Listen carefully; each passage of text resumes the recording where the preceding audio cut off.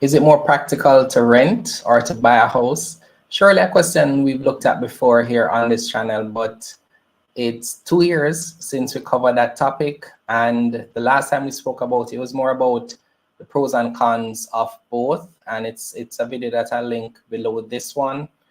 But I saw a tweet. Let me actually share the tweet before we even get into our intro. The tweet said, for rent, 150,000. And if you're outside of Jamaica, this is Jamaican dollars. 150,000 monthly, brand new Phoenix Park Village Phase 5, 2 bedrooms, 1 bath, and it comes with AC, water, cable, internet, surveillance system, land maintenance, and this was shared by Akeem, who's going to be joining us shortly. And of course, this sparked an interesting conversation. And then I thought, well, let's just cover this topic again because, we're due for another conversation about it. So this is what we're going to be talking about today. It's going to be another great discussion, and let's just jump right into it. Learning is the key to successful investing, and who doesn't want to invest in some way? Here at L.E.A.R.N. Grow Invest, we focus on financial education, all with the aim of sharing our knowledge on personal finance, investing, and building wealth. We do this on the foundation of our faith in God. If a more holistic approach is what you need, check out our Grow Faith-based financial coaching program. Find out more about us at learngrowinvestclub.com and follow us on all social media platforms at Learn, Grow, Invest.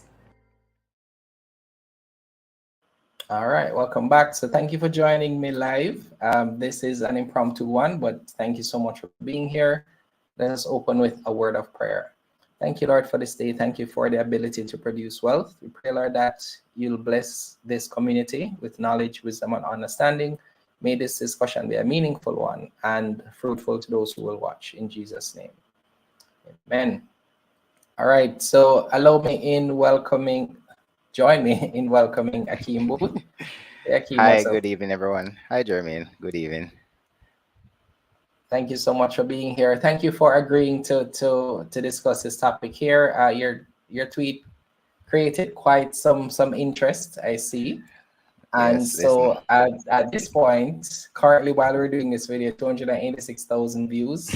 It means it's making the rounds, right? So I thought it'd be interesting for us to talk about it. And I know you have a presentation, but talk to us first a little bit about the property itself, right? And I guess kind of the landscape you're seeing in terms of real estate right now, because you're a real estate agent. How are you seeing the space right now, right? As opposed to where things maybe were a year or two ago. All right, so really and truly right now, real estate in Jamaica, it's a challenging landscape on both ends of the spectrum, whether it be for persons looking to rent or it be for persons looking to buy, especially the average Jamaican, because we see a lot of interest in Jamaica far more than before, because there was always interest in Jamaica, but right now, from an international standpoint and a diaspora standpoint, there's a lot of interest in Jamaica, and primarily they're the ones who have the wherewithal or the funds, because they have that exchange rate advantage.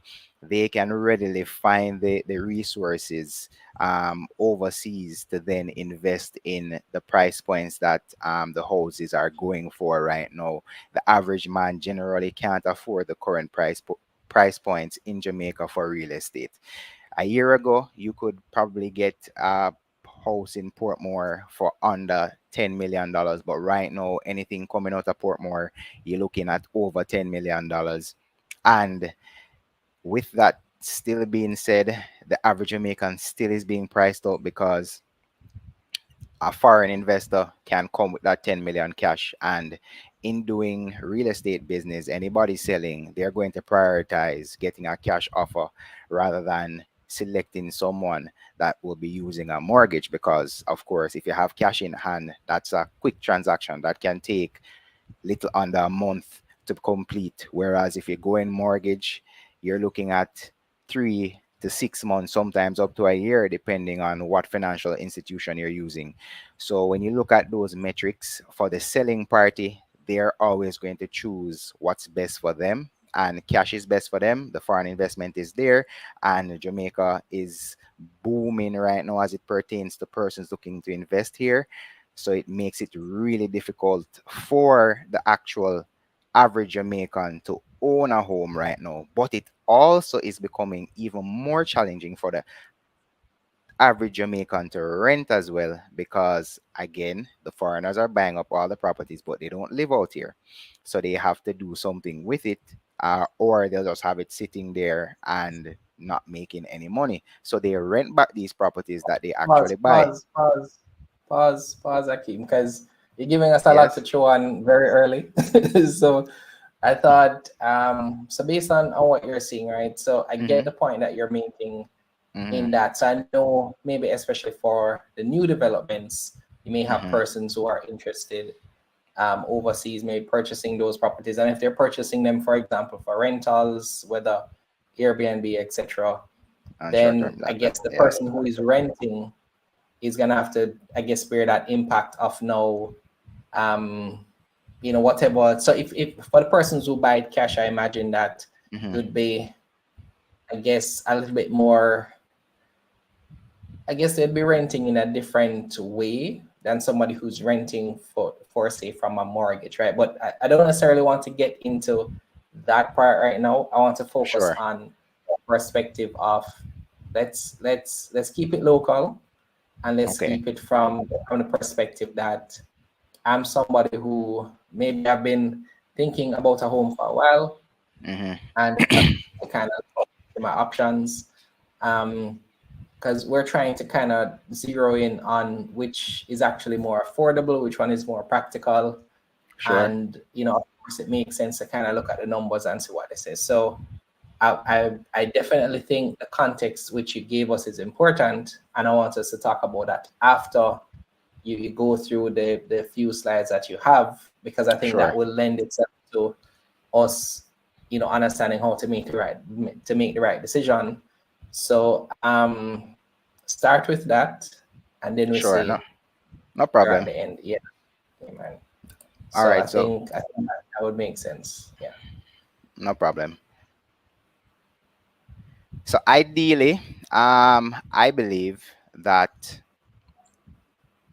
if you were presented with the option to either buy or rent, or before I even jump into that, let me jump into my second slide, which is the definition slide. And essentially, it's just a breakdown of what buying a property is, what renting a property is, and what a home actually is. All right. So if you look under the buying column, it's finding a property, securing financing, making an offer, getting a home inspection, and then you closing out that purchase, right? And a home, which I believe everybody knows what a home is, but it's typically a place where you reside permanently. A house or an apartment. You have townhouses that might be involved in that category as well. And then for renting, a regular payment made to a landlord by a tenant leasing property like a house or apartment. So now that we have gotten the definitions out the way, right? I want to jump into what I look at from a local standpoint as it pertains to buying versus renting, right? So for the if all things were equal, I would always say buy. Buy, buy, buy, buy, buy. But the reality is the going price points as it pertains to buying and renting, that's a topic of conversation that stemmed from the tweet that I made, and persons were saying, well, if you're going to pay 150,000 for rent, why not buy? But we'll go into the topic deeper and we'll balance out why renting might work for some persons, whereas it won't work for them, and why buying might work for some persons and why it won't work for them. So, in my little slide that I have here, it states while buying a house can set you up for financial success, renting comes with its own benefits like flexibility. Think about where whether it's the right time in your life to buy, especially considering mortgage rates and home prices. And that's something that is key. The prices of the houses and the mortgage rate, which is something we'll dive into a bit later in the presentation.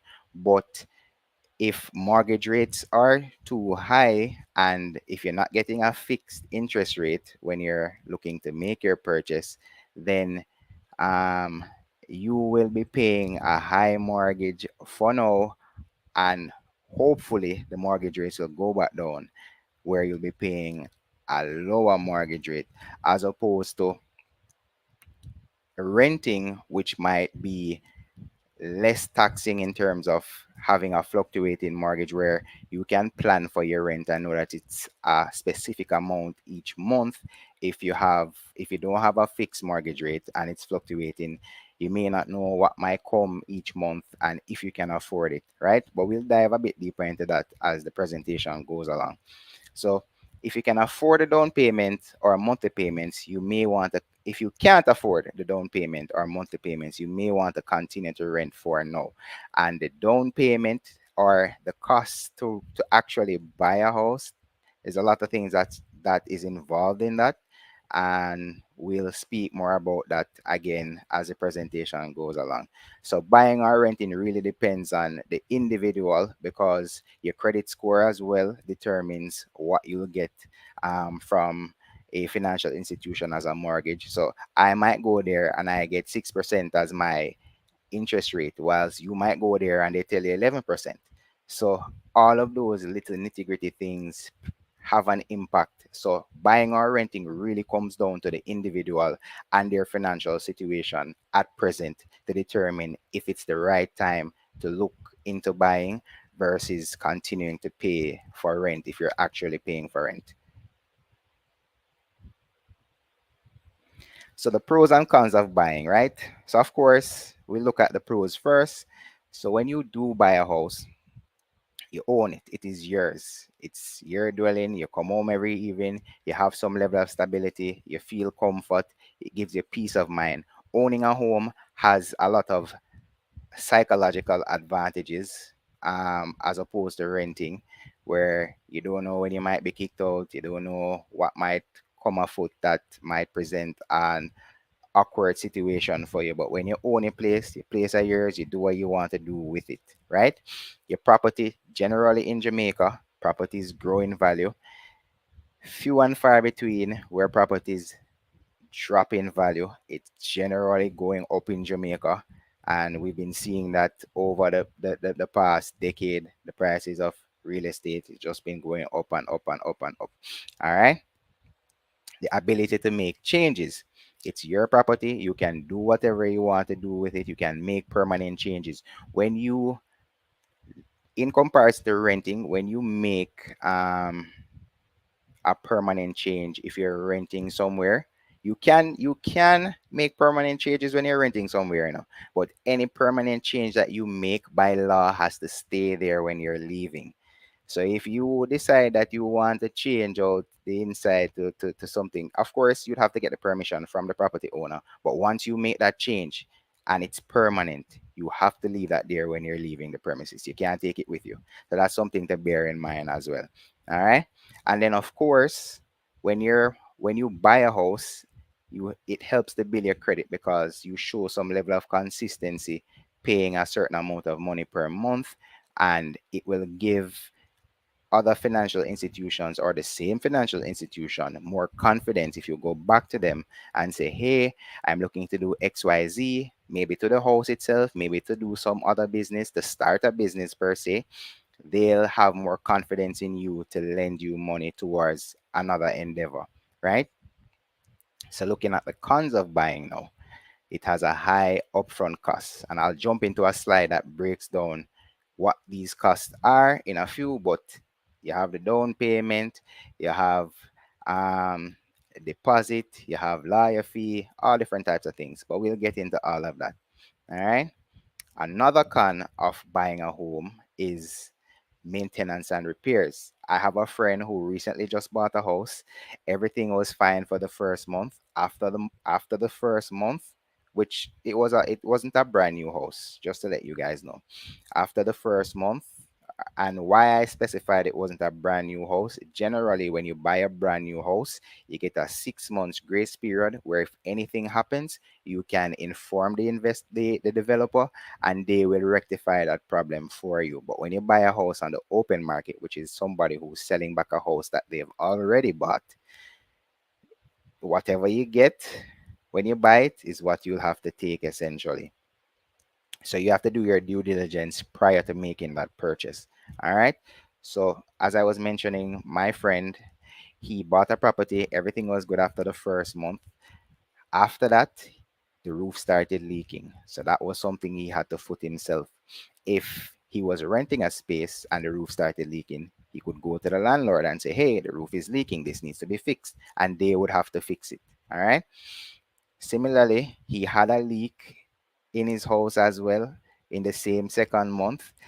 He's been trying to rectify that problem and still has not been able to find where that leak is coming from.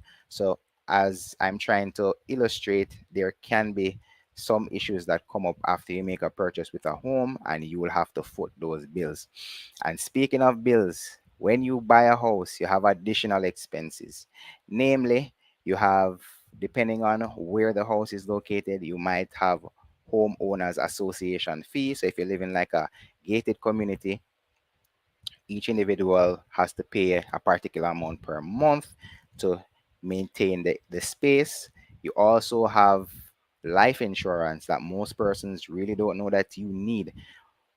Almost all financial institutions in Jamaica, bar one. I won't say which one right here, but you can contact me and I'll let you know. I'll hook you up with my mortgage specialist. But bar one financial institution in Jamaica that I know of allows you to get a mortgage without having life insurance. That can cover the purchase price of the property you're looking to invest in. All right. So we're speaking about homeowners fee. We're speaking about life insurance. You have property tax that you have to pay as well, right? And also, if you're wise, homeowners insurance. Again, most mortgages won't allow you to take, most financial institutions won't allow you to take out a mortgage without the homeowners insurance anyway, because they're trying to cover their necks just in case anything happens. So those are the additional expenses or some of the additional expenses that you may find. And then last but certainly not least, when you make that investment in buying the property, and if you do decide that you want to sell after, it can be a timely process depending on where the property is, what what are the market elements that are happening. If persons are shying away from buying at the time and you really want to sell this property and jump out of this investment, it can present a challenge for you. So the flexibility is not really there when you buy a house. All right. So that's the pros and cons of buying. So we're going to be looking at the pros and cons of renting now. So when you rent a house, it's a short-term housing arrangement. You can have longer-term arrangements. So if you take out a lease is generally 1 year, right? Whereas a short-term rental situation is generally 3 months or less. But typically, what most Jamaicans do when they're looking to rent, they actually get a lease that lasts for a year, and at least they have a space that they know is theirs for a year, and they have that agreement on paper documented with the landlord. Some persons use informal means, so you have some persons who don't utilize the services of a realtor. 10 out of 10 would not recommend, but persons do it, and they have informal means of renting the properties to individuals who they ascertain themselves. All right. So here's the pro now to renting. No repair and maintenance cost falls on your pocket. When you lease a place, your landlord has to ensure that the place is in good living condition for you. So if anything happens, they have to rectify that. All right. So that onus does not fall on you. Right. Also, another aspect of renting that is a pro is desirable affordable housing. So say for instance, you may not be able to afford a house in Cherry Gardens to buy, but you can find the money to rent a house or an apartment in Cherry Gardens because the rent is less than what buying the house would translate to monthly. All right. And then, of course, you have a smaller deposit amount when you're renting. So, generally, when you're renting a space, the deposit is 1 month's rent. If it is unfurnished, if it is furnished, then you would have to come up with 2 months' rent. So you would have to provide 1 month's rent plus an additional 2 months' rent for a furnished property. So let me say it like this. So if a house is renting for $100,000, right, and it is unfurnished, you have to come up with $200,000 once you make the agreement with the landlord that you want to rent this place.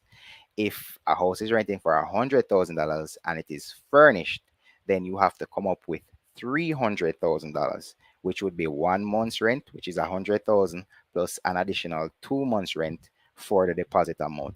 Because it's furnished, then they take an additional month's rent to cover any damages that might happen to the furnishings. All right.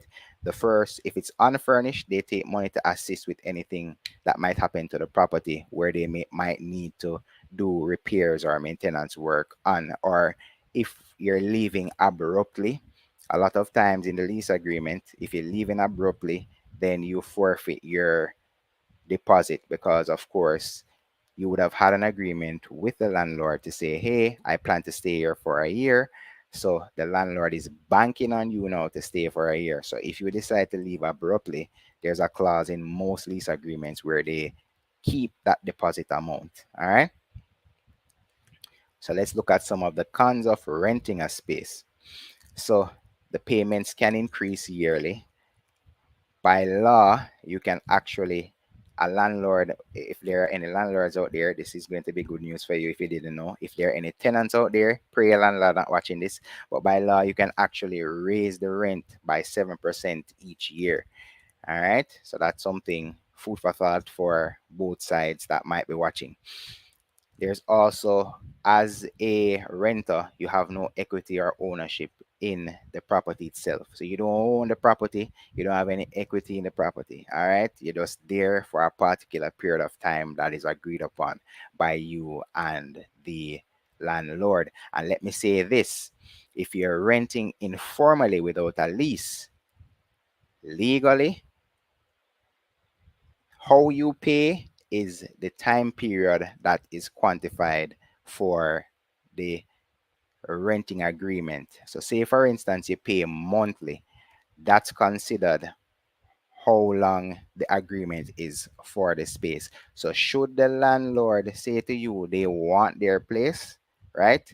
Really and truly, they only have to give you a month's notice to get out. If you rent a space informally. When you rent formally, then generally they have to give you 3 months notice. That would be in the lease agreement. All right. And then now you have the no permanent changes that I was mentioning before. Well, as I said, you can do permanent changes to a rental space. When you're leaving, you just can't change it. And if it's agreed upon by the landlord as well. So you have to actually ask. While the space is yours to use, you can't make any permanent changes to it without the landlord's consent. But once you do, that has to stay when you leave. And then, of course, eviction at any time, especially if you use an informal means of getting the place to rent. They can kick you out after 1 month if you're paying monthly. If you're paying weekly, they can kick you out. They can tell you to get out of their space with a week's notice. All right. So I just want you guys to bear that in mind. So those are the pros and the cons of both. So when I was talking about buying a house, I mentioned some of the things that comes with it. First things first, you're going to need a pre-approval letter. That is your claim to fame.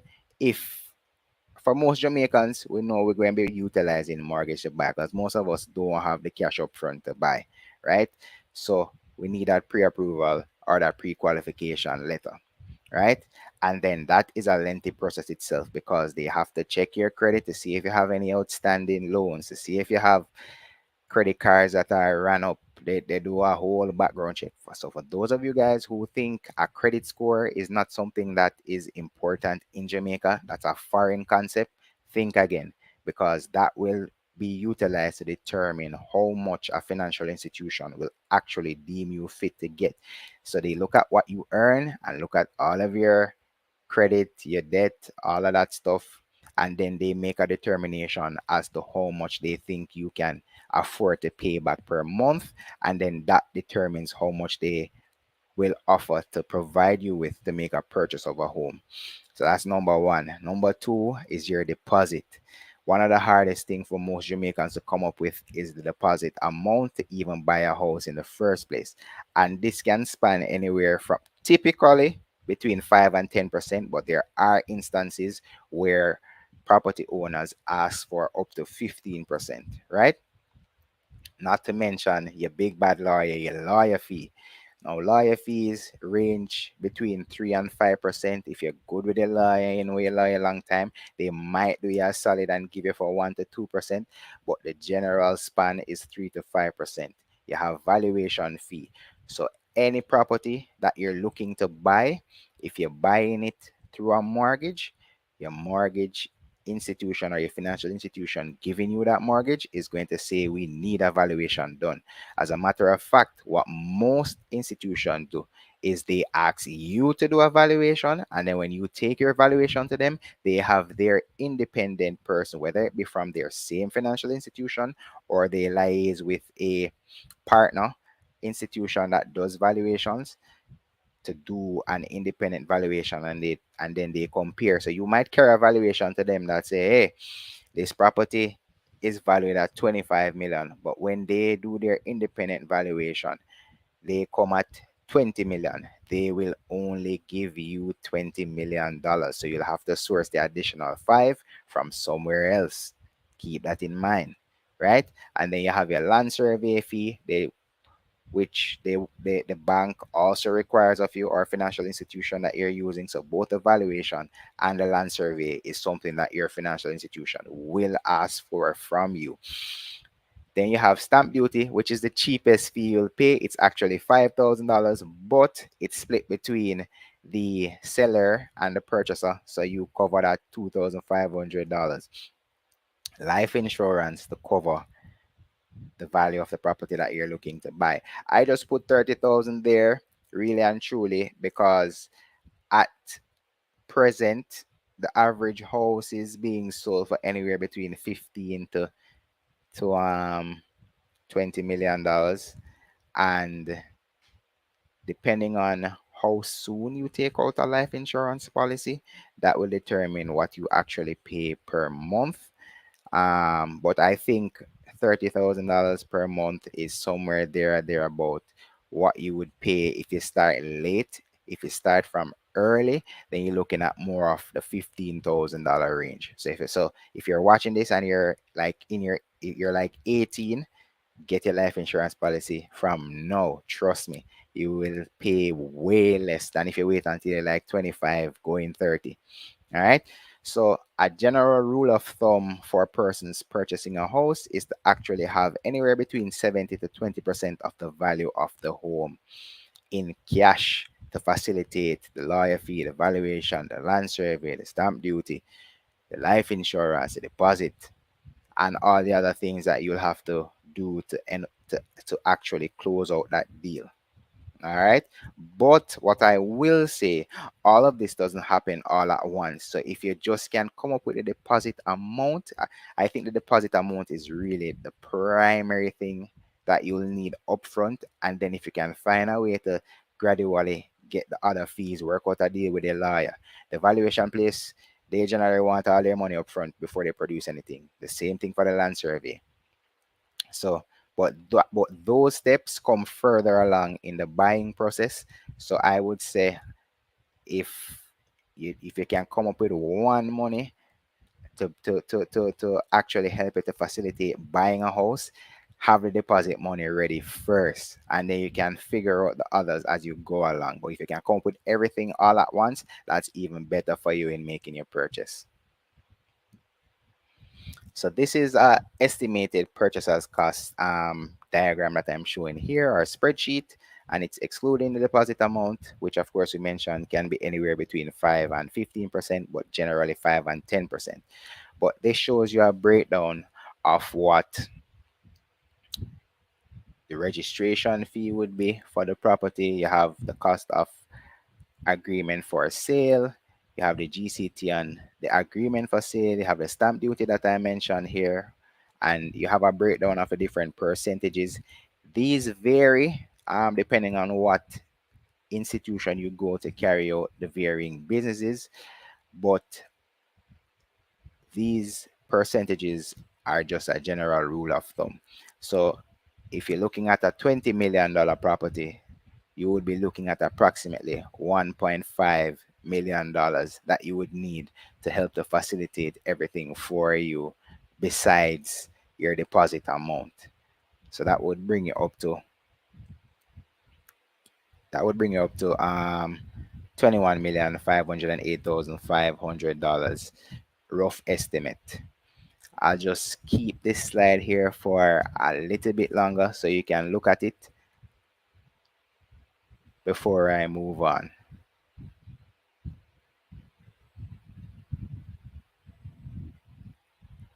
All right, so let me jump into renting as compared to buying now.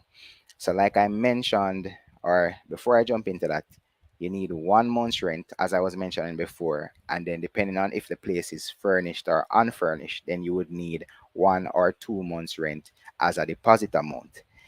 Generally, when you're renting a space, the landlord wants to know if you have the capability of actually paying for the property.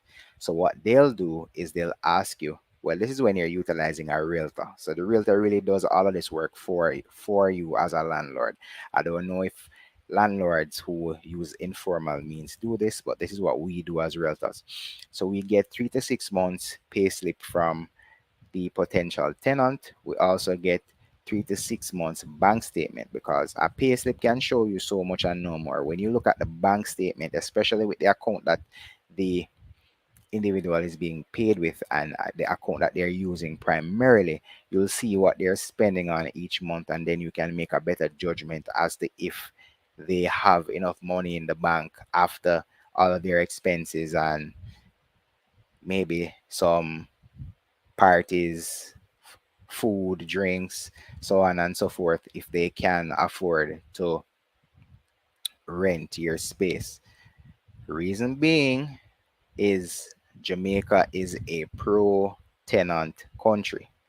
So even though you have rules and regulations as to how much months notice you can get an individual and so on and so forth, generally if somebody does not want to get out of your space, you will have to take them to court, and that might take a while to happen in terms of going through the court system, depending on how much cases the court has dealing with. That might drag on. You don't want that situation, so you want to first identify, when you're looking to rent a space, somebody that is suitable, that can actually afford to pay that rent each and every month like clockwork. And this is why you need all of those documentations. You also need a job letter to prove that this person actually works at the space or still works at the place. You need proof of address for the individual, and you also need 2 references. Generally, one of these references you would want to get from the you would want to be from the HR of the organization that the individual works, just so you can double, triple check if they actually still work there. All right, because what some people will do, they might be leaving a job and they want somewhere to rent, and they'll say, hey, I still work here. Or it can be the case where they haven't left as yet, but they're leaving soon for any reason at all, maybe for another job, maybe just leaving because they're tired of working at the space and they think that they can maybe even start their own business. And it would be something that would might cause some issue if they can't afford to pay for the rent each month. So you want to do some solid background checks as the landlord or the landlord's realtor to ensure that the individual who is renting. And this might be difficult for you as the tenant looking to rent to provide all this information. And also, some persons really and truly just don't want to put their personal information out there like that for a landlord per se, whereas they'll be more comfortable giving it to a financial institution. All right, because you really don't know who your landlord is at the end of the day. Your landlord can be anybody, just like how you as the tenant can be anybody, your landlord can be anybody as well. So it goes both ways.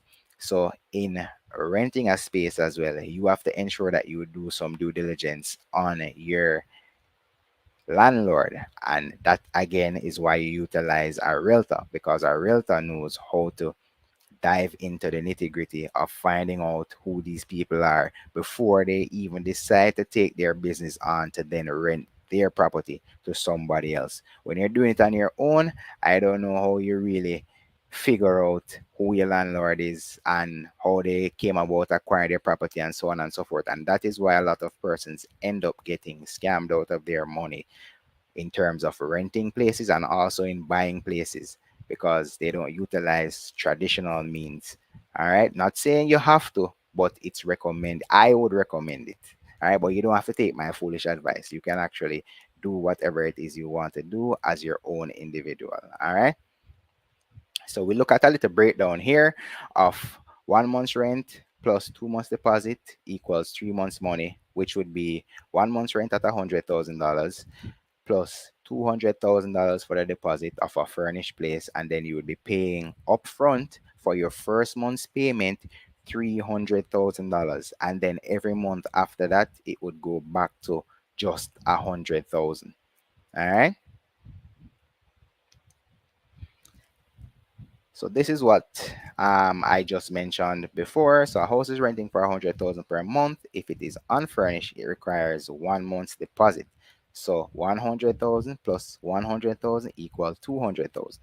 Whereas if a house is furnished and it requires 2 months deposit, it would be equal to 100,000 plus $200,000 equals $300,000. I hope the math is simple enough for you, because I'm not really a math man myself, but I try to make it as simple as possible. So we come back down to the tweet that I made, and there were some individuals who were saying, if I am going to be paying $150,000 for rent, why not get a mortgage, right? Um, so I did a little breakdown of a house selling for $20 million, which finding a house for $20 million is very difficult in Jamaica right now. Tying that back in with what I was saying earlier, most of those 20 million or sub $20 million houses are being bought cash by foreign investors, right? So what does that mean? Means that locals have to be looking between 20 to 30 to 40 to $50 million to even have a chance to utilize their mortgages to get somewhere, right?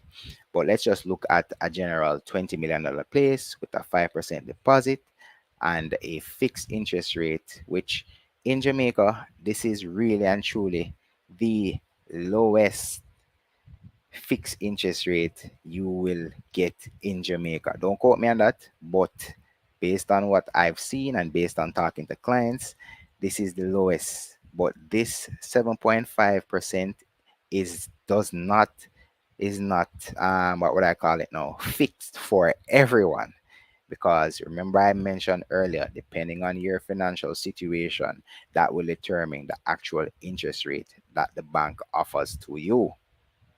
Or if you don't have to go to a bank, you can go to a credit union as well. So let me say financial institution. So depending on your your financial situation, your financial institution of choice will attribute a percentage to you. Now, you also need a mortgage down payment. So you need a deposit amount and you need a mortgage down payment as well, which generally is 3%. So at at $20 million, you're looking at a 3% mortgage down payment of 600,000. So if you're looking at a $20 million property, you're looking to pay somewhere around $143,000 if you are the ideal individual looking to take out a mortgage. Not many of us are the ideal individual. A lot of us have some bad debt out there, have some credit card bills, have some loans that are out that we have a car loans that we take out the luxury car that we're paying half of our salaries to pay back each month. All right, so that will affect you getting a loan from the financial institution of your choice significantly. So, whilst this is an ideal situation that we're looking at here at $20 million, really and truly, it can be upwards of $200,000 that an individual will be asked to pay back on a $20 million property. And remember, I mentioned most properties that are being sold right now at $20 million and under is being bought cash by foreign investors. So you have to look at a higher price point, which will push your mortgage payment even higher. So, what I would say is individuals who have the wherewithal to buy. But if you cannot afford to buy right now, really and truly, you really just have to continue renting until you build up some additional income streams, probably, or you get a promotion at work. You keep on saving and investing, as Jermaine preaches on his YouTube channel, on his TikTok, on his YouTube, on his Instagram. And it might sound disheartening, but maybe one day you'll be able to afford a property. It's a sad situation in Jamaica, really and truly, right now. I've been looking into it heavily, as it pertains to what's happening in the marketplace. And it really hurts me that the average Jamaican can't even can't readily afford a property. I don't know what's going to be done about it, but something needs to be done. I don't know if some government intervention can happen, but that's not the topic we're on today. But in terms of buying versus renting, if you can afford to buy, I will always encourage to buy. You own your own home. You have equity in the home. After paying off a certain amount, you can leverage that equity to get to refinance your house and use that money to buy an additional house that you can rent out at these exorbitant prices that the rents are at right now, and use that to pay back for the same property that you took out. All right. So buy. And the best time to buy is always now, especially in Jamaica where real estate prices really do not go down. Right. So based on my experience, I've been in the industry long, but what I've seen and what I've studied, real estate prices generally in Jamaica continue to go up and up and up and up. All right. But the key takeaways from this presentation that I have outlined here is renting and buying a home requires a steady income to cover monthly expenses. Renting a home has lower upfront cost than buying one. Your landlord usually covers your repairs and maintenance when you rent, but buying a home, having your own house, having your own apartment, it provides a level of stability, it provides a level of mental clarity. It just home ownership, especially for our culture in Jamaica here, is something that is treasured, and it's a sign of yes, I did something great. So if you can afford to buy, as I mentioned, buy. And if you have to continue paying rent, do so wisely. Maybe don't rent the most expensive place out there, but rent something more affordable. And then the additional that you'd be paying for a luxury suite, you can continue saving and investing to then utilize to buy your starter home. And always remember, your first home doesn't have to be a dream home. You can buy that starter home and in a few years sell it back and invest in another one, and in a few years sell it back and then invest in the dream home. And that's the last point I'll leave with you guys. So moving to the Q&A section. All right, cool. Thanks for that breakdown. As Irene is saying, this was an excellent breakdown. So thanks for that. I will Thank you. say, I found that a couple of nuances, right? And I think that's something that we can talk about just briefly, because we don't have a lot of questions right now. So we can just Okay. kind of talk a little bit while I give persons the opportunity to share any questions that they have. We do have one question, so let me take that one quickly. Alessandro is asking, read interest rate. What do you mean by depending on the financial situation? A person earning more would have a higher interest rate, or does it depend on your credit score? All right. So how it really works is it's a balance. So yes, if you're earning more money, then generally, if all things are equal on the other end as it pertains to your credit, then you would have access to more money upfront from a financial institution. But you can be earning $10 million, but your expenses is $9 million, which really doesn't leave you with enough wiggle room to get a big mortgage. So it's a balance between what you're earning and what you're actually spending out, or the expenses that you do have in comparison to what you're earning. All right, so it really comes down to what you're saying, your disposable income then, right? So not necessarily how That's much you correct. make. Um, so there's this thing called the debt service ratio. That's the thing that persons really need to look for.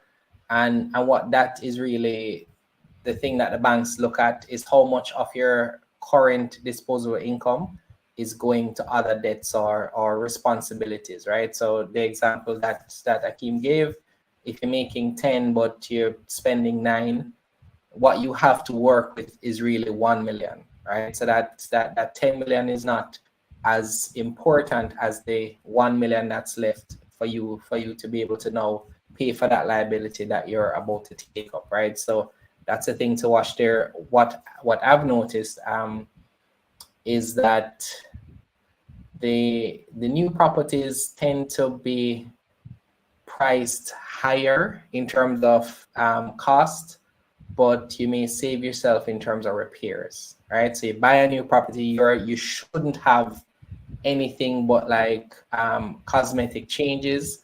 Now, I'm not going to mention a property that was brand new and there were some challenges in terms of I'm not going to mention that one, but that's not the standard expectation, right? So if you buy A- new, you may save yourself maintenance, repairs, challenges, but you may pay a premium for that new mhm. property.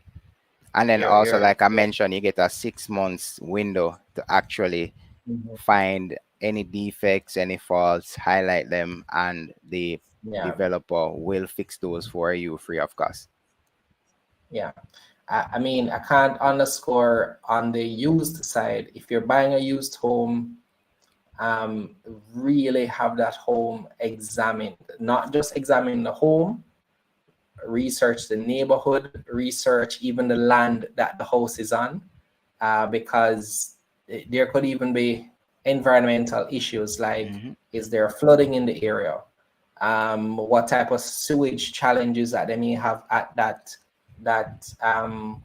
location? Is there maybe theft in the area? Like there's so many different challenges that you can have Yes. in addition to the home itself. You want to look out for those things, and it's important to give yourself, I think, some flexibility in terms of you paying for that home, right? So that Mm. thing that Aki mentioned in terms of the interest rate going up, that is something that I have experienced personally. um, Mm. I have two mortgages and both of them went up, right? So just things like that you have to kind of contend with. Renee is pointing out that we should remember the cost to maintain as well when you buy.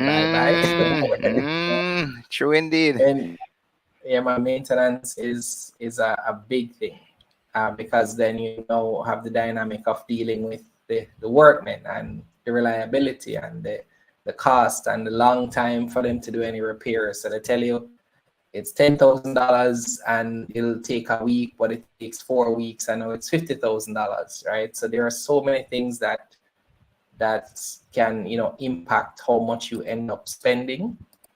And so I know it's something, and you mentioned it as well, Akeem, that it's a cultural thing. We've all been Mhm. raised where we want to own our home, but that has a cost. That has a cost, Trust and right? believe. Yeah. So since we're not seeing any questions, Akeem, I'll just ask you a couple that I think Mm. persons may be interested in kind of hearing from you. Great. I think I see one here. Dante is asking, is there a difference in a bank loan rate if the house is bought for renting?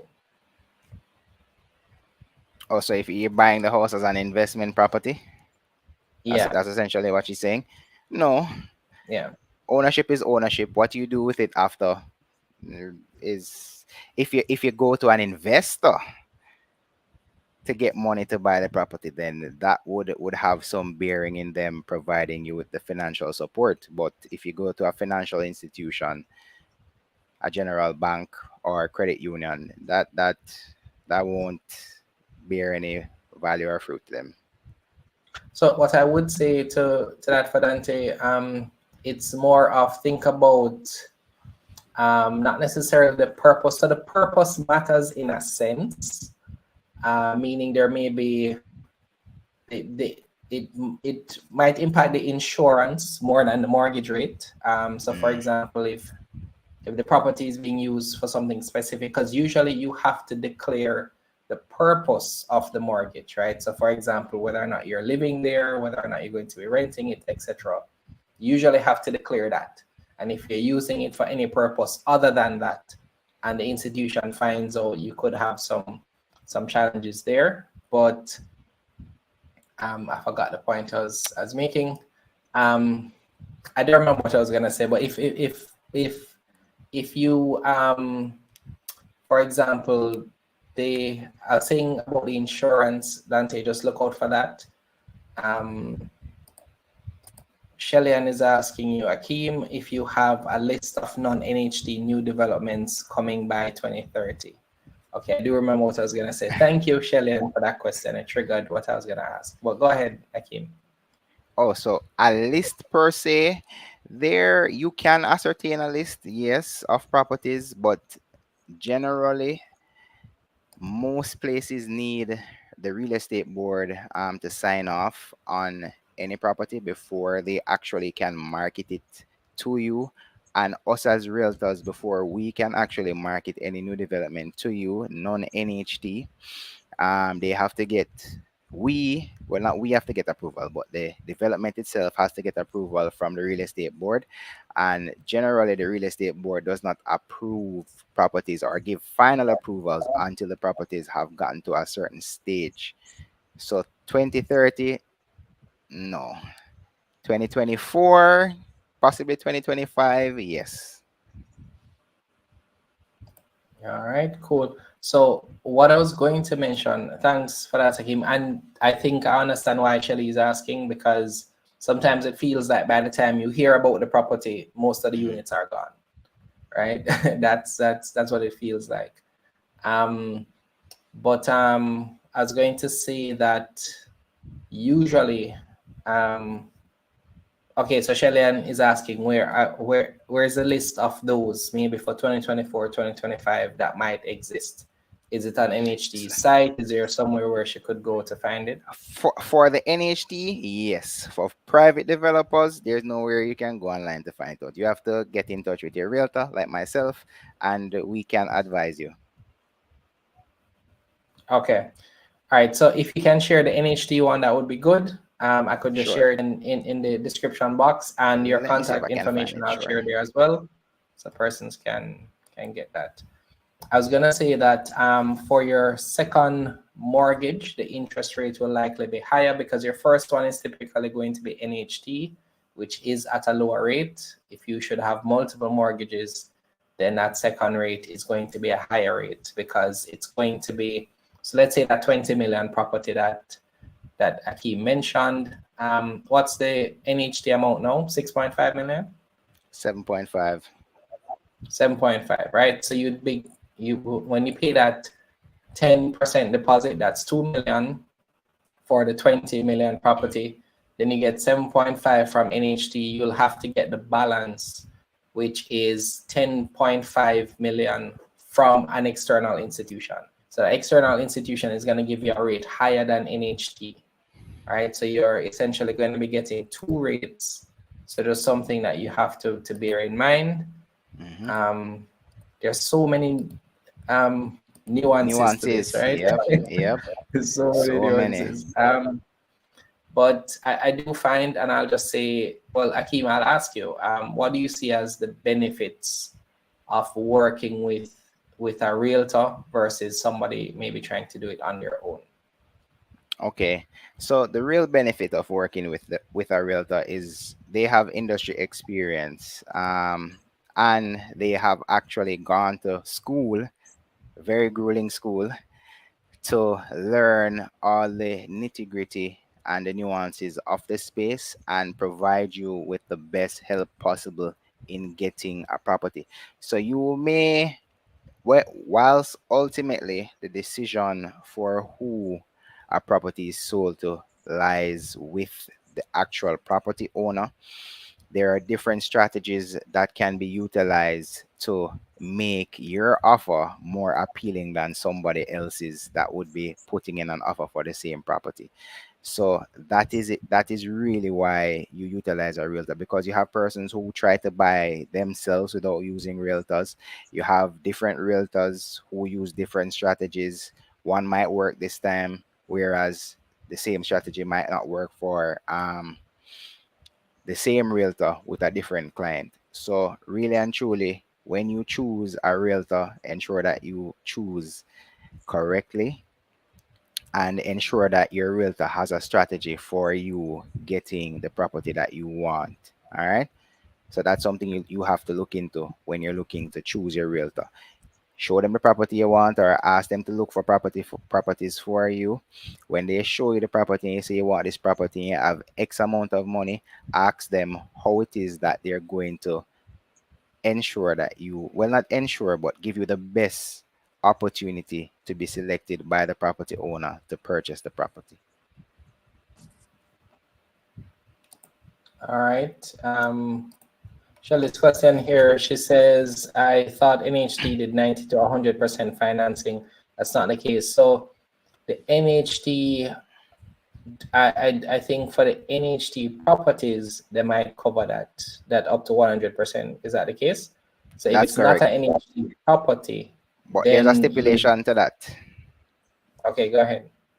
So the NHT will provide you with 100% financing for any of their NHT scheme houses. And by scheme houses, don't necessarily think about it being a scheme per se, but they just call all of their developments scheme houses, and they will provide up to 100% for you. But that is dependent upon the same disposable income that we have been talking about. So if your Okay, disposable income cannot foot getting 100% from them, then they will not give you 100%.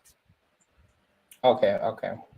And then the rest of it, Shellyan, is just the case that we were mentioning where in the example of the 20 million property, if it's not an NHD property, they'll only give you up to the 7.5%. Of course, if you That's correct. happen to be doing it with someone, then you can join NHD benefits. So if you join with another person, that's 15 million, then you'd That's only get correct. the other 3 million at market rate. So just something to think about there. All right, so the next question after Akim, we'll probably have time for two more. Mhm.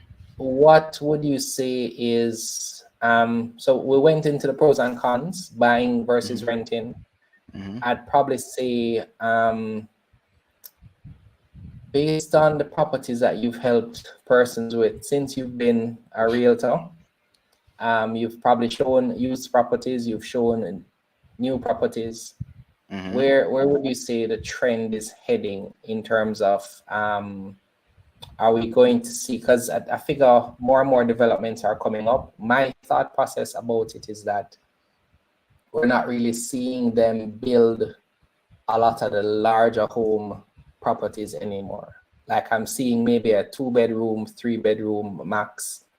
But if somebody has a family with maybe 3 kids, 4 kids, and they wanted a 4 bedroom, I don't really see a lot of those properties new anymore. So what's the trend you're seeing in terms of the type of developments? Because of course, somebody again with maybe who wants a larger property, I'm not really seeing those. So what's kind of your make of the type of developments you're seeing? And if somebody wanted a home that's not the standard home, what are their options? All right, so you are right in most urban areas now, and let me use the term urban kind of loosely, because even in Portmore and going towards St. Thomas side, you have new developments coming out by St. Thomas that primarily are going to be apartment and townhouse style, duplex styles as well for the townhouses. So they're attached. You have, which are smaller homes, 2 bedroom homes, 1 bedroom homes. In Kingston, right now, if you're looking to get a 3 bedroom house anytime nor in the, well, not even house, 3 bedroom apartment. There are no houses being built in Kingston right now. Everything is apartment.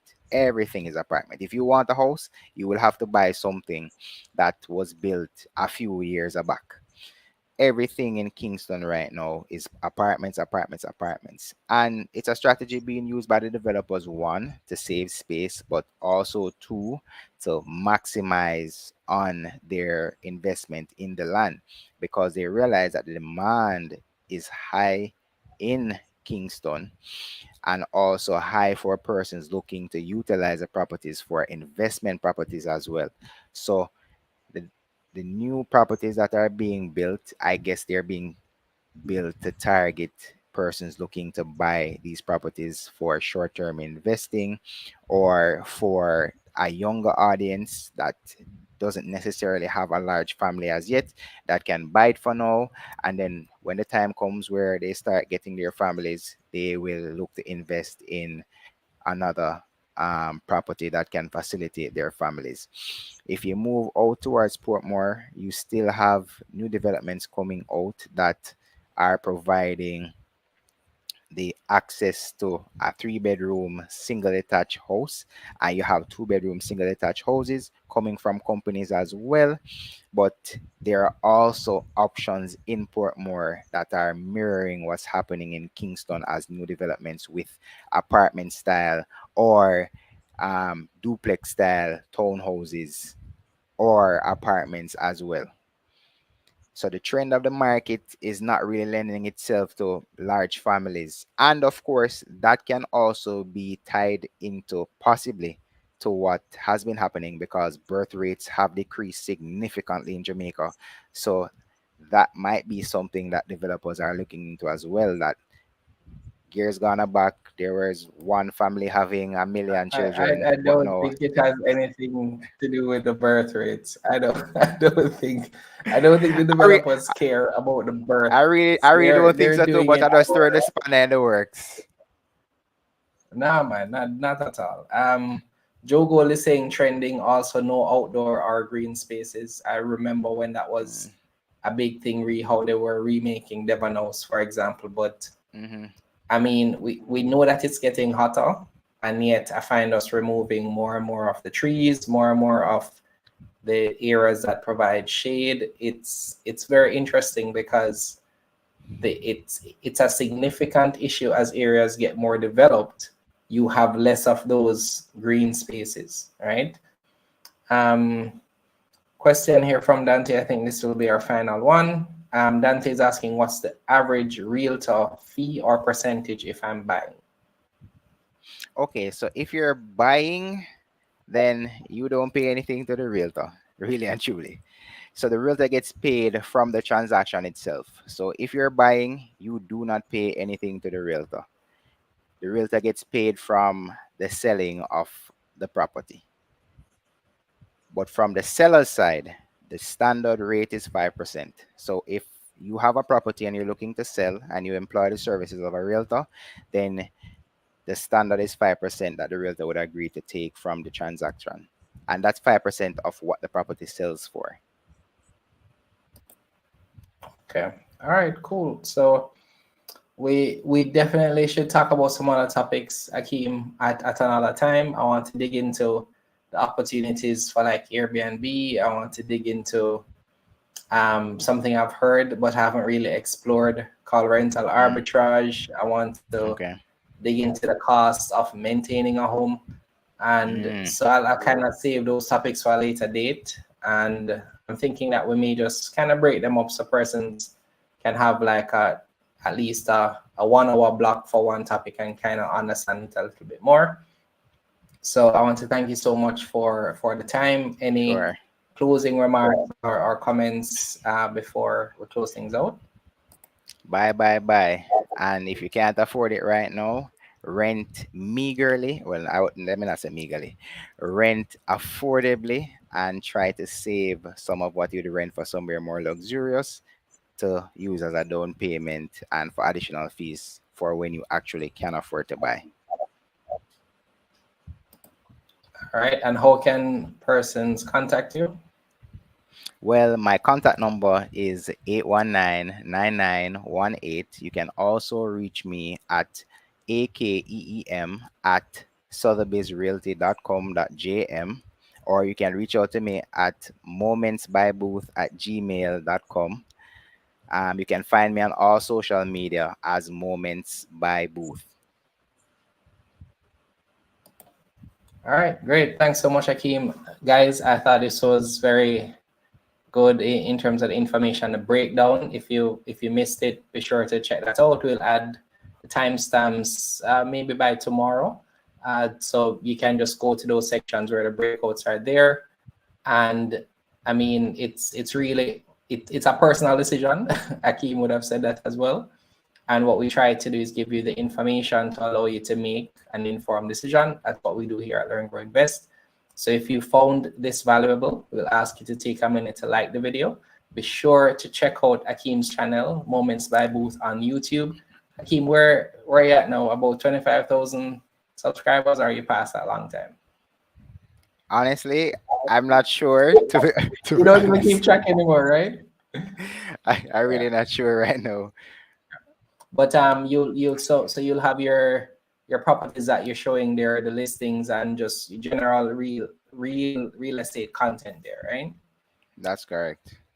Yeah, man. So be sure to follow that channel, subscribe. Great content. Usually the videos are well done, and he doesn't do what he normally does. When I first subscribed to his channel, he used to sit in his car and give us a little backstory at the start. He doesn't have time for that anymore, so he goes right into the property. But yeah, man, it's good stuff. And I know that on Instagram you'll typically share daily stories and content, etc. So that's a good place to follow him as well. Thank you so much, Akeem. Thank you for having me, and thanks everyone for listening. I hope you got some benefit from this. All right, thanks. All right, guys, I believe that is it for today. Thank you so much for watching. We'll try to, as I said, add the timestamps. We do have our conference coming up on December 1st and 2nd, so look out for that. Tickets should hopefully be available in a matter of weeks.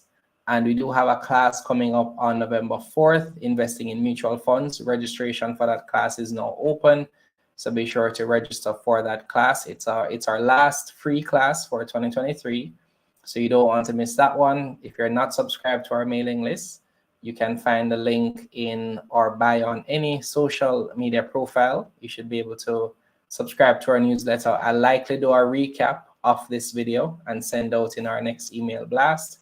So if you want something that can give you the highlights, that's a good place to subscribe. And finally, I'll say you can join us on Telegram. Let me share the Telegram group link right now. Join us on Telegram. We talk about real estate, investing, all of that, all that relates to managing your money, investing on a daily basis. So I just shared the link to our Telegram group. You're more than welcome to join us there. And yeah, thank you so much for watching. I'll be sure to see you in the very next video. Learning is the key to successful investing. And who doesn't want to invest in some way? Here at L.E.A.R.N. Grow Invest, we focus on financial education, all with the aim of sharing our knowledge on personal finance, investing, and building wealth. We do this on the foundation of our faith in God. If a more holistic approach is what you need, check out our Grow Faith-based financial coaching program. Find out more about us at learngrowinvestclub.com and follow us on all social media platforms at L.E.A.R.N. Grow Invest.